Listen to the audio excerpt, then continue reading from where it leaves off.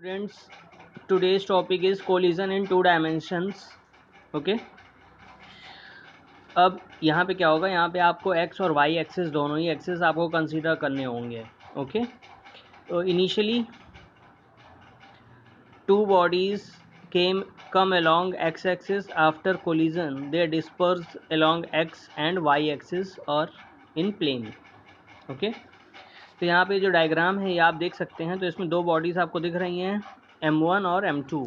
ठीक है, ये देखिए, ये दो बॉडीज़ आपको m1 और m2 दिख रही हैं. तो m1 जो है वो u1 है इसकी इनिशियल वेलोसिटी, और जो m2 है उसकी इनिशियल वेलोसिटी 0 है. ठीक है, अब दोनों में क्या होता है, कोलिजन होता है. तो कोलिजन के बाद दोनों डिस्पर्स कर जाते हैं. m1 जो है वो आपके इधर जा चली गई, उसकी वेलोसिटी v1 हो जाती है आफ्टर कोलिजन.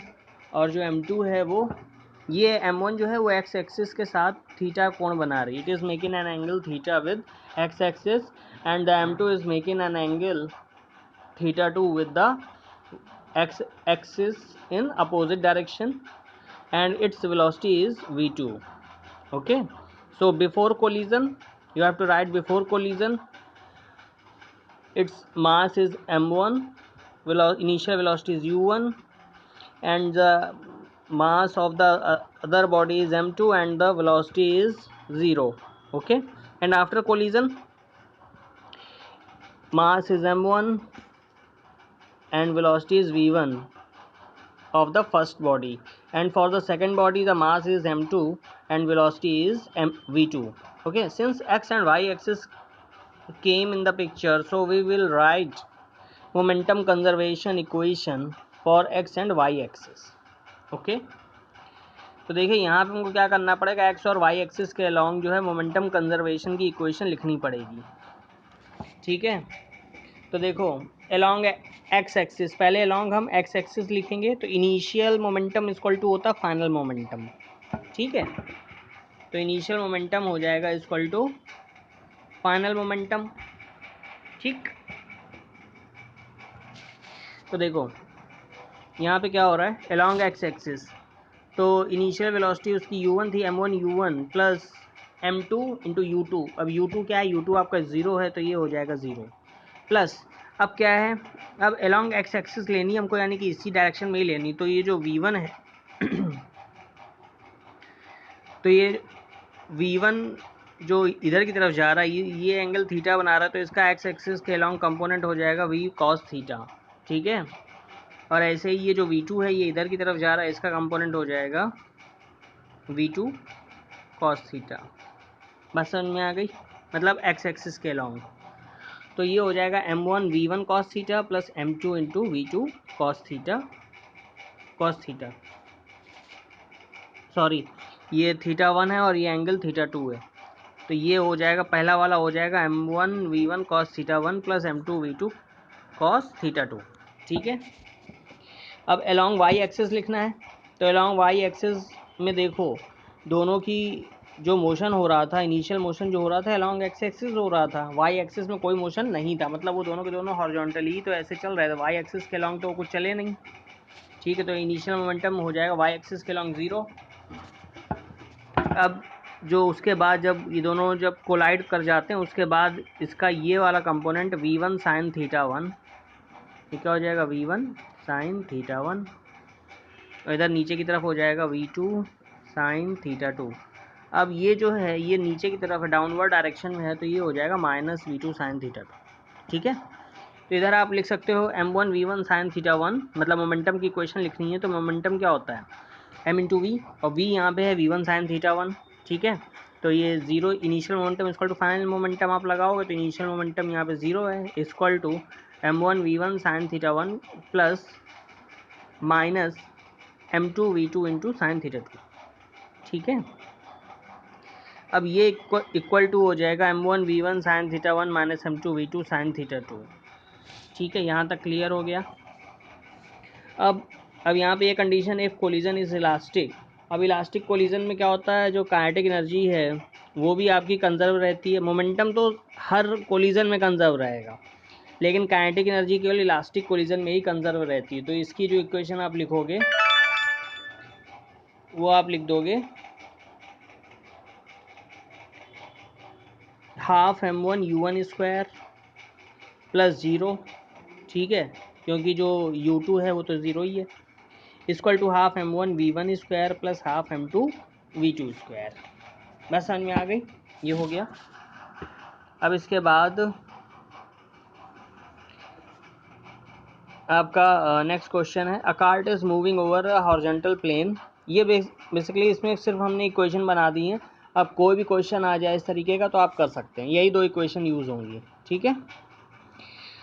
नेक्स्ट प्रॉब्लम है, a cart is moving over a horizontal surface at a velocity of 50 metre per second. It is hit by another cart which is moving in the same direction at a velocity of 150 centimeter per second. After collision, the cart continue to move in the same direction at the same velocity of 100 centimeter per second. Find the ratio of the masses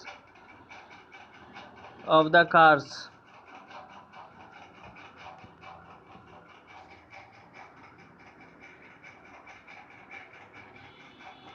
ठीक है, find the ratio of the masses of the cars. तो before और after वाली condition आपको देखनी है। तो before क्या है, पहले क्या हो रहा था, पहले जो कार्ट थी उसका मास m1 है, वेलोसिटी u1 क्या है 50 मीटर पर सेकेंड है। दूसरी वाली जो कार्ट है उसका मास m2 है, उसकी velocity 150 metre per second, 150 centimetre per second या मीटर पर सेकेंड जो भी है, ठीक है। आफ्टर उसके बाद क्या हो रहा है, उसके बाद after collision the carts continue to move in the same direction at the same velocity of 100 centimetre per second. उसके बाद वो जो है एक कंबाइंड वेलोसिटी से 100 सेंटीमीटर पर सेकेंड वेलोसिटी से वो मूव करने लगते हैं, ठीक है। तो यहाँ पे पहले कंजर्वेशन ऑफ मोमेंटम इक्वेशन लगाएंगे। तो m1u1 plus m2u2 equal to m1v1 plus m2v2 होता है, लेकिन यहाँ पे v क्या है, v कॉमन है, तो हो जाएगा m1v प्लस m2v, तो ये हो जाएगा m1 plus m2 into v, ठीक है। और इधर आप इक्वेशन लगा दोगे m1, और यहाँ पे जो है आपको बेसिकली जो फाइंड करना है रेशियो ऑफ देयर मासेस, तो m2 अपॉन m1 फाइंड करना है। तो m1 से डिवाइड कर दो इक्वेशन में, तो आ जाएगा v1 plus m2 upon m1 v2 equal to m1 plus m2 upon m1 times v, ठीक है। तो ये हो जाएगा v1 plus m2 upon m1 v2 equal to 1 plus m2 upon m1 into v, ठीक है। तो ये देखो, ये आपका इक्वेशन इस तरीके बन रही है, v1 plus m2 upon m1 into v2 equal to v plus v times m2 upon m1। अब m2 अपॉन m1 कॉमन ले लीजिए, तो m2 अपॉन m1 क्या हो जाएगा, v2 minus v upon v minus v1, ठीक है।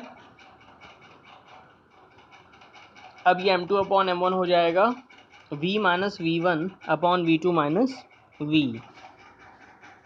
अब यहाँ पे आप वैल्यू पुट कर देंगे, तो m2 upon m1 equal to हो जाएगा 100 माइनस 50 अपॉन 150 माइनस 100। तो v तो आपका वही कॉमन वेलोसिटी थी जिससे वो चल रहे थे 100 से, और v1 आपका 50 था, v2 आपका 150 था, तो यही वैल्यू पुट कर देंगे। तो m2 अपॉन m1 आ जाएगा आपका 50 अपॉन 50, तो m2 अपॉन m1 आ जाएगा 1, तो m1 इक्वल टू m2, ठीक है।